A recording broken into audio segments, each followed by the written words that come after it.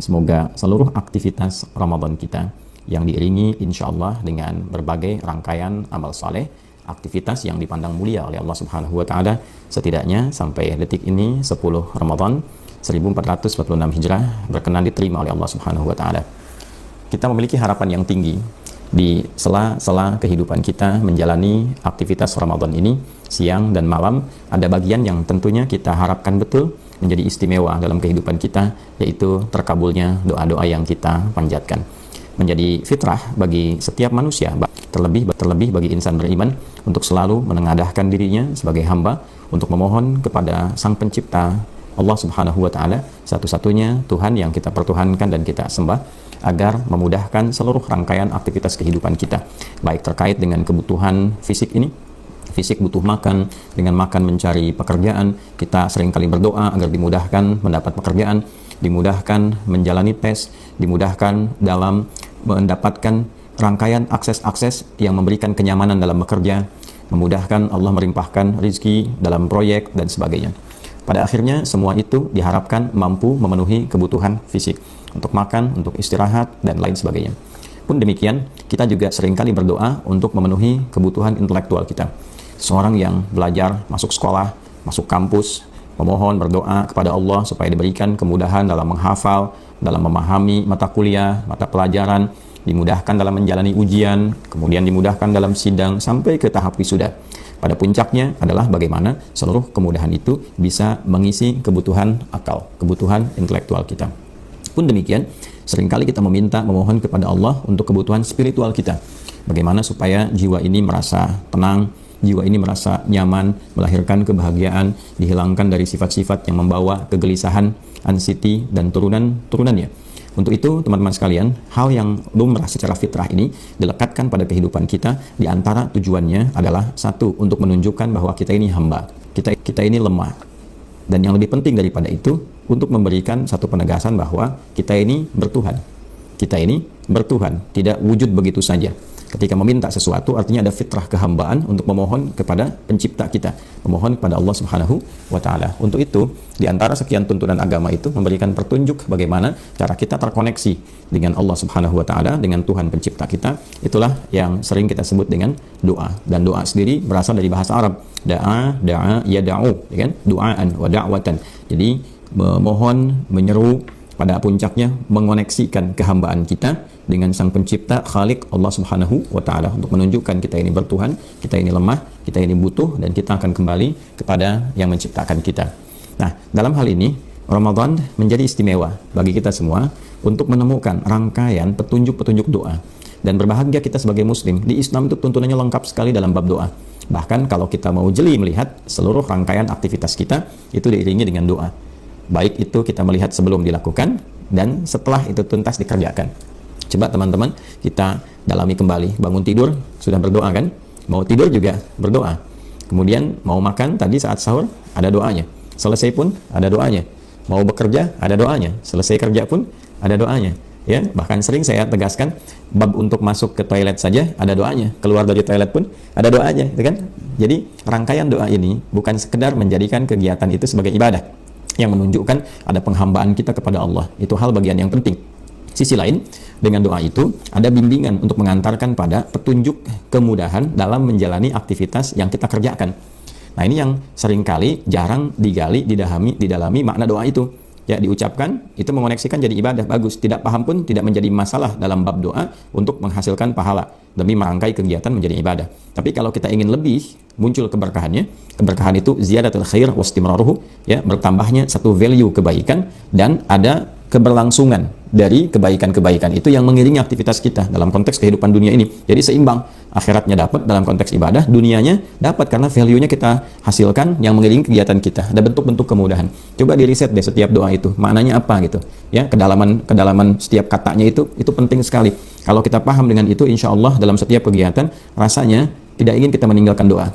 Rasanya tidak ingin meninggalkan doa. Nah, di Al-Quran ini lengkap sekali dari berbagai tema kehidupan. Doa dari mulai dijelaskan oleh Nabi ya, dari saat bangun tidur itu yang kita baca alhamdulillahilladzi ahyana ba'dama amatana wa ilaihin nusyur, itu kan diiringi dalam hadisnya ya, kalau kita tadi baca di Al-Bukhari, tapi kalau kita rujuk juga ke Sunan Abu Daud untuk melengkapi itu, kita temukan juga ternyata Nabi pun memberikan petunjuk di ayat Quran surah Ali Imran itu di 11 ayat terakhir, ayat 190 sampai dengan ayat 200. Itu yang diisyaratkan secara tegas dalam hadis Nabi sallallahu alaihi wasallam yang dihimpun oleh Al-Imam Abu Daud di dalam sunannya, nomor hadis 1367, diriwayatkan oleh Sayyidina Ibnu Abbas ya radhiyallahu taala anhuma, yang menyampaikan bahwa kana Nabi sallallahu alaihi wasallam, adalah kebiasaan Nabi sallallahu alaihi wasallam, idza staiqadha min naumihi, kalau beliau bangkit dari tidurnya, kadang beliau pas tengah malam, lebih sedikit atau kurang sedikit kan, fajalasa, beliau duduk terlebih dahulu, mamasaha biyadihi min athari naumi, kemudian menghilangkan bekas ngantuknya, faqara khawatim Ali Imran, maka kemudian membacakan penutup surah Ali Imran di ayat 190 sampai dengan ayat ke-200. Jadi iringannya ada sampai selesai, sampai tidur kembali itu ada.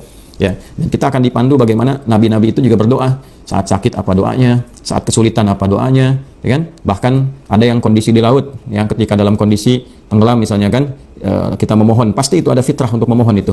Ya, Firaun aja, Firaunnya tuh nyadar ketika ditenggelamkan, baru dia merasa hamba yang bertuhan. Ya, dan itu sangat telat, sangat kesempatan yang tidak mudah untuk didapatkan itu ya, dan itu memberi petunjuk kepada kita semuanya ya, liman khalfaka ayah, untuk kita semua, kata Allah, itu menjadi tanda jangan sampai bersikap seperti itu yang akhirnya tidak memiliki kesempatan. Nah, jadi kembali kepada kita semua, segala rupa itu ada doanya. Kemudahan beraktivitas, kemudahan di rumah tangga, memohon keturunan, itu semua fitrah terkait dengan persoalan kehidupan kita. Tidak ada orang yang tidak punya persoalan. Ya, persoalan itu dititipkan untuk membuat kita lebih kuat, lebih tangguh. Semua potensi kemampuan kita bisa keluar, dan di saat yang sama untuk menunjukkan kita menghamba.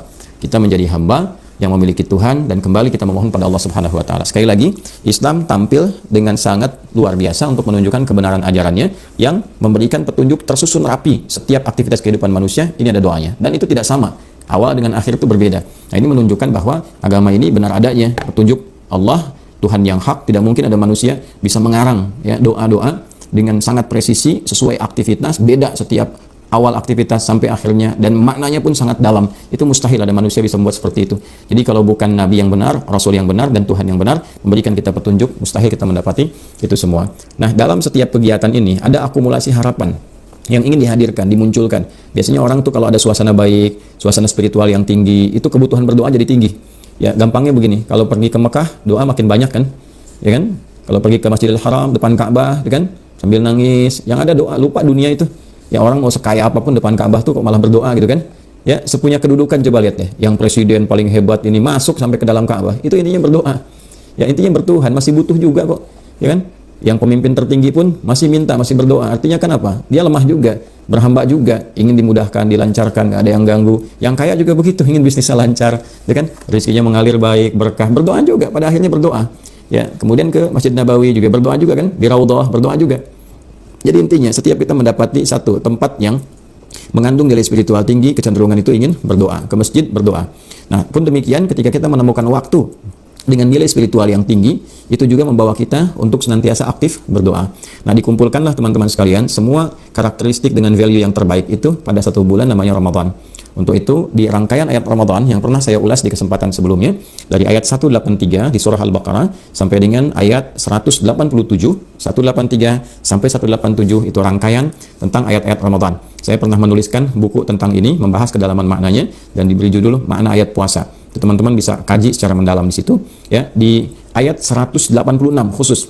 Ayat 186 dalam rangkaian 183 sampai 187 di ayat 186 di halaman 28 di mushaf paling kiri sebelah bawah, kalau kita mau cepat dapatkan aksesnya, itu ayat spesifik membawa kita pada kondisi spiritual yang kokoh untuk berdoa. Ya, itu fitrah itu. Setelah dijelaskan 183 kewajiban puasa, itu kan, tujuannya apa, 184 toleransi bagi orang sakit, kalau merasa sakit apa yang harus dilakukan, kalau dalam perjalanan yang tidak memungkinkan puasa apa yang harus dikerjakan, kalau harus berbuka apa yang bisa digantikan untuk mendapatkan kualitas yang serupa, kemudian aktivitasnya apa aja yang harus bisa dikerjakan selama Ramadan supaya nggak bingung, kurikulumnya apa, itu kan, sampai kita ke ujung Idul Fitri itu. Kalau ada kasus-kasus tertentu di rumah tangga terkait dengan kehidupan Ramadan, bagaimana mengatasinya, gitu kan. Nah, terus bab sahur, bab makan, ya, sampai dengan berbuka seperti apa. Di sela-sela itu 186-nya adalah ayat tentang doa.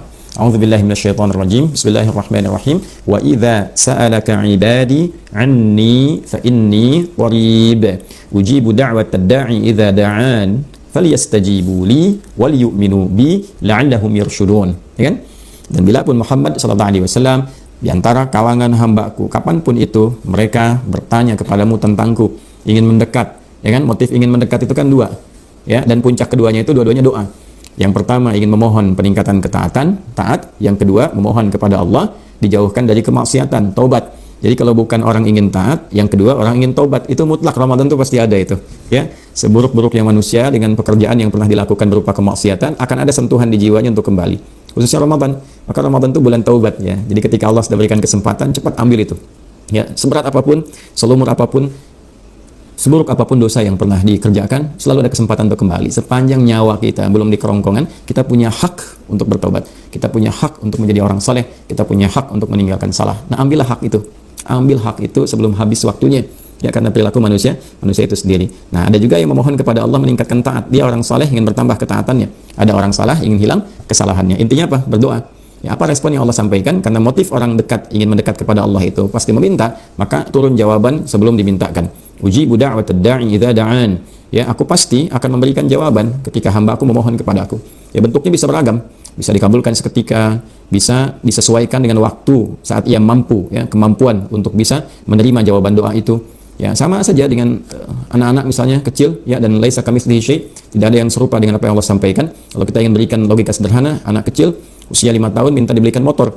Bapaknya mampu, ibunya mampu, uangnya ada, ya kan? Tapi anak ini kan belum layak naik motor, mengendarai sendiri, tidak punya kemampuan, bisa mencelakakan. Ya, maka dibelikan motor-motoran dulu, ya kan? Ditunda itu sampai dia mampu. Nah, kemudian ada juga yang diberikan sesuai kebutuhan, bukan apa yang diinginkan, karena yang butuh itu bukan yang lain.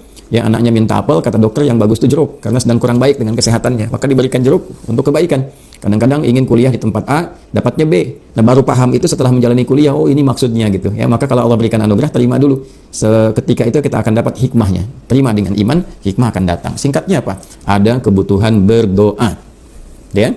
Nah, oleh karena itu, kita mesti manfaatkan betul keberadaan Ramadan ini, karena janji yang terkait di dalamnya mustajab. Ujibu da'watad da'i idza da'an. Kalau kita tarik khusus Ramadan, ya falyastajibu li, maka cepat respon seruanku. Allah minta apa, kita kemudian lakukan, dan wal yu'minu bi, dan yakin kepada Allah Subhanahu wa taala. Jadi bab doa ini kalau ingin cepat dikabulkan oleh Allah Subhanahu wa taala dalam suasana mustajab, yang pertama teman-teman, falyastajibu li, respon seruan Allahnya. Ya, Allah minta puasa dengan benar, lakukan dengan benar. Lakukan karena iman, karena Allah. Tapi kan yang lain, bangun koneksi yang baik dengan Allah Subhanahu wa taala, ikhlas, berusaha untuk ikhlas, ya kan? Nanti Allah tanamkan rasa keikhlasan itu pada diri kita. Sampai Allah tanamkan. Orang yang usaha disebut mukhlis, ketika ditanamkan disebut mukhlas, ya kan? Nah, wa ma umiru illa liya'budullaha mukhlishina lahuddin. Quran surah Al-Baqarah ayat kelima itu. Dan tidaklah diperintahkan mereka itu, ya kita semua, kecuali untuk berusaha beribadah kepada Allah, menjadikan aktivitas ibadah, berusaha ikhlas. Nanti setelah ikhlas, datanglah keikhlasan itu, diberikan rasa pada jiwa kita. Akan ada perasaan berbeda. Sudah nggak peduli orang mau lihat, orang nggak lihat, yang penting saya sholatnya enak. Ya, orang ada atau tidak ada, yang penting baca Qurannya nikmat. Itu kalau ada level itu nanti akan meningkat terus sampai pada titik akhirnya yang penting Allah ridha. Ya kan? Yang penting Allah ridha. Nah, itulah mukhlas. Ya illa ibadaka minhumul mukhlasin. Quran surah 15 ayat 40 contohnya. Jadi ada keikhlasan yang ditanamkan pada jiwa. Nah, kalau sudah kita biasa merespon itu, ya Allah panggil kita datang. Nah, maka saat kita memanggil pun, memohon pun kepada Allah, itu pengabulannya akan cepat.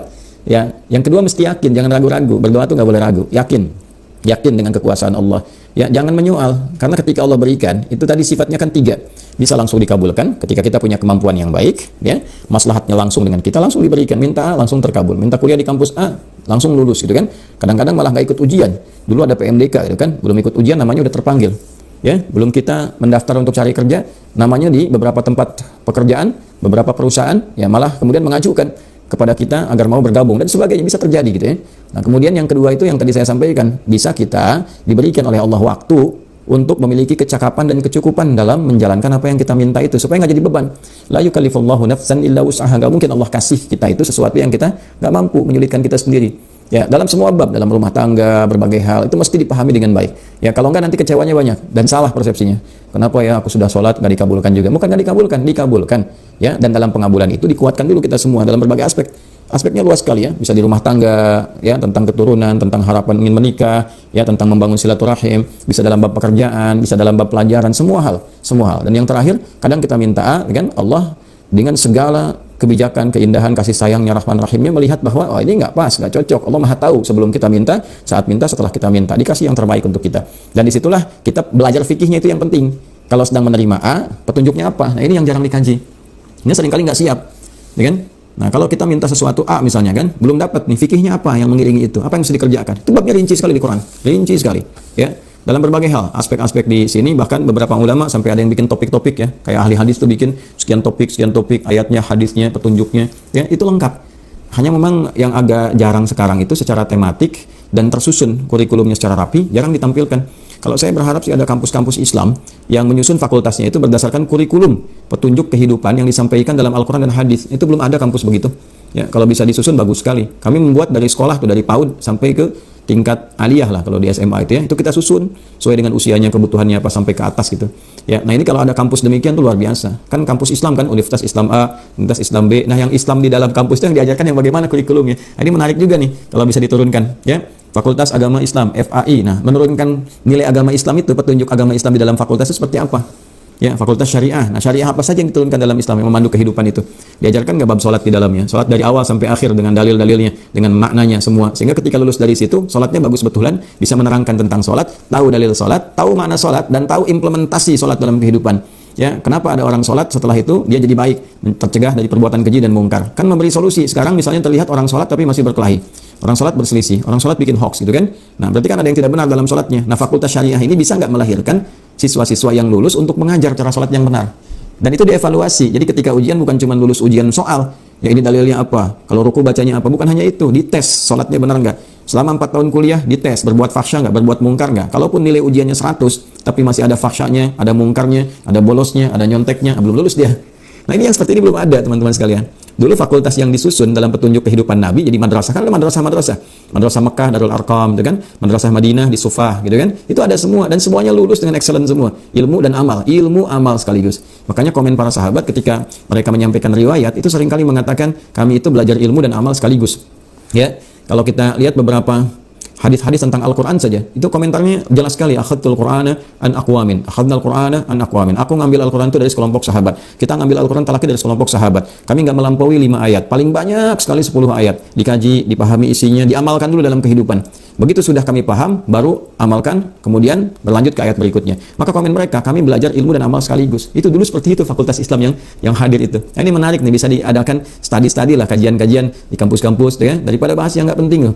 Ya, bahas yang nggak penting, yang nggak ada korelasinya dengan kegiatan, dengan mutu kuliah, mutu mata pelajaran gitu ya. Kenapa kita nggak coba susun lagi ya dengan sesuatu yang lebih presisi? Nah, hasilnya pun luar biasa. Sampai ke era modern begitu. Dulu kayak Haji Ahmad Dahlan misalnya, pendiri Persyarikatan Muhammadiyah, 18 November 1912, kan termasuk yang awal-awal didirikan Persyarikatan Muhammadiyah. Dulu beliau itu ngajar surat Al-Maun itu bisa 4 bulan. Anda bayangkan 4 bulan Al-Maun. Ya ara'aita alladhi yukadzibu bid-din fadzalika alladhi yad'u al-yatim wa la yahdhu 'ala ta'amil miskin fawailul lil musallin ya alladzina hum an salatihim sahun alladzina hum yura'un wa yamna'un al-ma'un. Itu 4 bulan teman-teman sekalian. Tapi yang paling menarik apa? Ketika itu diajarkan sambil dipraktekkan. Ya, beliau membawa satu hal dalam pakaiannya, kemudian langsung dipraktekkan sedekah, cari anak yatim. Dari 4 bulan itu tiba-tiba yang lahir apa? Panti yatim, ya kan? Setelah itu apa lagi? Ada rumah sakit. Al-Asr itu 6 sampai 8 bulan. Al-Asr surah 103, wal 'asr innal insana lafi khusr illa alladziina aamanu wa 'amilus shalihat wa tawassaw bil haqqi wa tawassaw bis sabr. Itu 6 sampai 8 bulan. Ayatnya pendek ya, ayat-ayatnya, suratnya juga ringkas, tapi hasilnya jadi apa ya? Ya, jadi pusat-pusat pendidikan. Ya, dari TK sampai SD, pesantren, kampus, ya, rumah sakit aja sekarang ada 127, ya kan? Kemudian kampusnya ada berapa? Kurang lebih 168. Gitu. Belum itu sekolahnya, ribuan dari TK, SD, itu dari satu spirit surat. Anda bayangkan. Nah, kita butuh yang begitu lagi sekarang ini. Dimana ketika seseorang belajar ini, implementasinya dalam nilai keislaman diterjemahkan dalam bentuk kemajuan-kemajuan yang mencerahkan. Nah, itulah berkemajuan. Nah, jadi kalau sudah dapat seperti itu, negara akan terbantu. Berapa banyak orang bisa sekolah di sekolah-sekolah yang seperti itu, ya kan? Berapa banyak anak-anak yatim dipelihara. Padahal kan tugas negara, ya kan? Amanat undang-undang kan seperti itu. Ya, anak yatim dan orang-orang terlantar itu kan dipelihara oleh negara, dirawat oleh negara, diberikan perhatian oleh negara. Negara hadir membersamai. Nah, ini masyarakatnya aktif. Kalau sudah aktif masyarakatnya, rakyatnya juga baik, negaranya terbantu. Sama dengan pendidikan. Kan pendidikan juga bagian dari kewajiban negara untuk rakyatnya. Tapi ketika itu bisa diwujudkan, nilai keislaman itu diimplementasikan dengan baik, negara setidaknya pasti akan merasakan manfaatnya, terbantu. Karena itu nggak mungkin ajaran Islam bertentangan dengan ajaran-ajaran yang ada dalam kehidupan kita dalam konteks kenegaraan. Jadi nggak mungkin ada undang-undang di negara ini, aturan yang bertentangan dengan agama itu nggak mungkin, terutama Islam. Ya, yang ada itu kalau dibentur-benturkan aja, orang iseng-iseng pengen ngebenturkan, gitu kan? Ya, bikin konten macam-macam dan sebagainya. Tapi pada hakikatnya nggak ada. Yang merumuskan Pancasila aja kan banyak kalangan ulama di situ, ya, dan banyak juga tokoh-tokoh yang kemudian kakek buyutnya mendirikan persyarikatan. Ya, di sana ada Kiai Haji Agus Salim, Ki Bagus Hadi Kusumo, kemudian ada Kiai Haji Wahid Hashim, yang ke atasnya mereka, ya semuanya keturunan ke atasnya itu adalah rata-rata pendiri di ormas kita. Jadi saya kalau mau balik ke sini teman-teman sekalian, aktivitas kita hendaknya dalam Ramadan ini bisa dioptimalkan juga dengan doa, dengan pendekatan yang tadi kita harus sampaikan. Harus ada keyakinan, harus ada optimisme dalam berdoa itu. Nah, kemudian yang terakhir babnya susun yang rapi, ya supaya nggak bingung kalau mau minta apa. Ya, keinginan kita tuh apa gitu. Kan Ramadan ini terbentang selama sebulan. Ini sudah hari ke-10. Ya, sudah berapa permintaan nih kita uraikan. Ya, tidak menjadi aib kok kalau dicatat 1, 2, 3, 4. Aspek dunia sampai akhirat. Terjemahkan Rabbana atina fid dunya hasanahnya dalam kehidupan kita itu hariannya ngerjakan apa. Misal, di rumah tangga nih apa babnya yang sering berdoa. Hadirkan sampai khusyuk betul. Siang malam minta. Sehari itu aja mintanya. Malam saat tarawih, tahajud, baca Al-Quran, siangnya saat puasa. Ya, masa kita minta berkali-kali Allah nggak kabulkan, kan mustahil. Ya, pasti dikabulkan. Dan cara pengabulannya tadi seperti yang disampaikan di awal. Tinggal nanti saat kita menyampaikan itu belajar fikihnya. Kalau dapat langsung mensyukuri itu semua, bentuk syukurnya nanti bagaimana? Ya kan? Kalau disesuaikan dengan waktu kita siap, kita belajar fikihnya, bagaimana sambil menyelaraskan waktu menunggu itu, kan? Kalaupun kemudian ada kondisi yang tidak memungkinkan, belajar fikihnya supaya paham ketika Allah mengalihkan pada amalan lain, kita mengerti. Oh, ini maksudnya. Sehingga semua itu dinikmati dengan syukur. Kan cuma menunggu aja sampai meninggal, kembali kepada Allah, sukses kita insyaallah, ya kan? Nah, hari kedua minta apa? Ya, setelah bab rumah tangga misalnya hari kedua babnya dalam pekerjaan, minta apakah dimudahkan, keberkahan, semangat, ya kan? Hati-hati, kadang-kadang kan ada rasa malas dalam bekerja tanpa sadar, itu juga akan berpengaruh kepada hak dan kewajiban. Ya kan? Jam kerja masuk jam 8, pulang misalnya jam 4, atau jam kerja jam 9, pulang jam 5 misalnya, gitu kan? Datang jam 10, pulang jam 4, kadang pulang jam 3, tapi gaji pengen penuh. Sisanya jadi penyakit itu. Ya, kalau gaji dapat 5 juta, 10 juta, tapi kemudian jam kerja berkurang, ya, dari harusnya 8 jam cuma 6 jam, itu yang 2 jamnya itu jadi masalah nanti. Bisa jadi penyakit, ya, bisa jadi kegelisahan, bisa jadi nggak berkah, macam-macam bentuknya. Nah, hal semacam ini yang kadang-kadang jarang hadir dalam kehidupan kita itu. Nanti ujung-ujungnya, ya, sakit atau ada musibah, nah keluar biayanya segitu juga tuh. Kalau nggak percaya coba deh, dicek aja, segitu juga. Ya, dapat dengan cara yang tidak benar, ya keluar pun dengan cara penyakit atau dengan cara musibah. Walaupun tidak semua penyakit itu diakibatkan dengan hal-hal yang seperti itu. Bisa jadi ujian-ujian yang memang untuk menguatkan dan menghadirkan rezeki yang baru. Itu ada di Al-Quran juga. Seperti kisahnya Nabi Ayub, Nabi Ibrahim. Ya, ketika Nabi Ibrahim sakit di surat Asy-Syu'ara itu ayat 80 kan jelas. Wa idza maridtu fa huwa yashfin. Kalau aku sakit pasti Allah sembuhkan. Nah, ternyata sakit yang diujikan itu adalah untuk membangun optimisme, membangun kekuatan, jadi lebih kuat lagi dari sebelumnya. Ya, kan ada anak-anak tuh kalau sakit kan, ya tidak harus mereka salah. Tapi ternyata kan, ya untuk distimulus semua organnya itu supaya lebih kuat lagi karena melampaui aktivitas sebelumnya. Akhirnya kan demam, ya kan? Kan di orang tua kita viral dari sejak dulu, rumusnya gampang. Kalau anak-anak kecil demam yang biasa yang kita lihat standar, kan? Yang dikasih ASI kuat lagi, itu kan sakitnya sakit untuk menguatkan organ. Ya, orang tua kita selalu bilang ini mau pinter, kan? Nah, tapi ada kondisi tertentu yang memang di luar batas itu. Memang harus berobat. Ini hikmahnya apa? Ya, hikmahnya nanti untuk menyinergikan dengan profesi-profesi di kedokteran. Ya, maka dari itu dokter pun nggak boleh menjadikan pasien sebagai objek medis untuk kepentingan duniawi. Dosanya besar sekali itu. Ya, saya sering ingatkan tuh, hati-hati ya. Kalau memang obatnya itu simpel, murah, kan? Nah, berikan itu. Dan nambah pengetahuan baru, itu bersyukur sekali, kan? Sudah kuliah, selesai kedokteran, masuk rumah sakit, ya untuk jadi dokter yang baik, datang pasien kan ilmunya dipraktekkan. Jadi dia tahu bahwa yang dipelajari selama ini benar. Itu kan anugerah, nanti meningkat lagi. Ya, jadi bukan belajar untuk menjadikan pasien sebagai objek materi. Ya, apalagi kerjasama dengan farmasi misalnya. Farmasi nggak apa-apa, bikin obat dan sebagainya. Tapi yang jahat itu, nih kalimat ini harus saya sampaikan yang tegas, ya. Yang jahat itu adalah bagaimana kerjasama antara korporasi di farmasi misalnya dengan dokter-dokter tertentu atau rumah sakit tertentu untuk menarget pasien. Ya, ini kalau visit, kalau bisa ini dipepetin aja waktunya supaya dia nambah tinggalnya di rumah sakit. Nanti cas lagi biaya itu, dosa itu. Gak akan berkah itu rezekinya, gak akan berkah dapatnya itu. Ya, tinggal nunggu aja masalah dan musibahnya tiba. Atau yang kedua, sudah tahu penyakitnya biasa, dikasih obat ya dengan ya kadar tertentu, ya dengan dosis tertentu yang dia diminta nanti balik lagi. Padahal tidak harus kontrol, dibilang harus kontrol, bukan obat ini, dikasihnya obat yang berbeda, itu juga dosa. Ya, jadi orang Islam tidak akan berbuat seperti itu, apalagi rumah sakit Islam, nggak mungkin begitu seperti itu. Ya, itu pertanggungjawabannya berat itu. Ya, pertanggungjawabannya berat. Teman-teman, rezeki itu sudah diatur. Rezeki sudah diatur, tidak akan tertukar sampai kita meninggal. Pembedanya cara kita berikhtiar mengambil itu dengan cara yang soleh atau salah. Ya, ketika diambil dengan cara yang soleh maka menjadi kebaikan untuk dunia kita sampai akhirat. Tapi ketika diambil dengan cara yang salah, hanya mengoptimalkan nafsu, kelihatannya banyak, yang dipakai sedikit juga. Ya, kalau nggak percaya tuh yang ngumpul-ngumpul banyak dengan cara yang salah, makannya itu nggak akan sebanyak yang dikumpulkan itu. Ngambil dengan cara menipu 1 miliar, makan sehari habis tuh 1 miliar. Tidak. Ya, makan paling 100 ribu, 200 ribu. Itu pun kadang-kadang kalau banyak itu dengan cara yang nggak benar, kadang-kadang makannya itu nggak berkah. Kalau nggak pelit pada dirinya sendiri. Nah, yang kedua juga royal tapi nggak kemakan. Pada akhirnya apa? Pada akhirnya ketika nggak kemakan semua meninggal juga. Ya kasihan kan dikumpul-kumpulin harta, berangkat gelap, pulang gelap, capek, pikiran segala rupa kerja, kumpul sampai triliunan. Ya, dipakainya apa? Sesuai kadar hidupnya aja. Ternyata kepakai cuma 1 miliar, habis itu meninggal. Ya, terus value-nya mana? Value kehidupannya. Dinikmatin enggak? Ke keluarga enggak ada waktu. Di masyarakat juga demikian adanya gitu kan. Terus pulang kepada Allah pengen dapat surga. Jadi kan jadi menarik gitu babnya. Nah, hal semacam ini sama juga dengan pejabat. Hati-hati itu jabatan kan disumpahnya pakai Al-Qur'an tuh yang Islam. Awas lo, hati-hati dengan nama Allah, ya, demi Allah. Nah, diletakkan di atas kepalanya itu berat hisabnya di hari kiamat, ya kan? Hati-hati itu, hati-hati. Orang yang nggak bertuhan aja dia masih takut dengan moralnya. Nah, ini Tuhannya aja diingkari gitu kan? Nah, bagaimana ketika pulang? Jadi nggak mungkin ada pejabat Muslim disumpah pakai Quran itu korupsi, itu nggak mungkin, karena Quran diletakkan di atas kepalanya, janjinya itu langsung hubungannya dengan Allah itu. Ya, sama ulama juga begitu, apalagi ulama bawa nilai keulamaan, nilai keislaman. Ya, begitu bermasalah gelar apapun, mau ustadz, mau kiai, mau habib, mau macam-macam, semuanya tanggung jawabannya berat sekali itu. Ya, karena ketika orang kemudian melihatnya keliru, yang jelek nanti agamanya. Ya, fitnahnya tinggi sekali. Maka dari itu, penting ada keseimbangan untuk menjaga. Ya, cukuplah. Jadi orang baik apa adanya dikerjakan. Kalau mau kerja sampai sukses, jadi pebisnis yang kaya sekali bagus, tapi ikuti aturan. Gitu kan? Kalau mau kuliah, bagus. Ayo, yang tinggi prestasi. Sampai IPK 4, kalau perlu di atas 4 kalau masih ada. Gitu kan? Ya, kalau di atas summa cum laude masih ada, terus sampai atas lagi. Sampai sukses, tapi ikuti aturan. Jangan curang, jangan nyontek, jangan plagiat, jangan macam-macam. Ikuti yang betul, supaya ilmunya berkah. Setelah itu amalkan. Ya, demikian seterusnya. Hidup tuh simpel. Ya, yang bikin ribet, nah itu kondisi nafsu sendiri. Ya, karena setan juga dia mengklaim pada akhirnya, aku kan nggak maksa katanya. Ya, aku cuma goda. Mau jawab apa tuh? Ya, di hari kiamat kan ya udah hatam belum ngaji Qurannya ya. Kita coba berusaha sampai kita sama-sama hatam gitu. Nanti kita akan temukan keterangan-keterangan itu ketika pulang. Ya, ittabaru alladziina tubi'u minal ladziina ittaba'u wa ra'awul 'adzaba wa taqatta'at bihimul arham.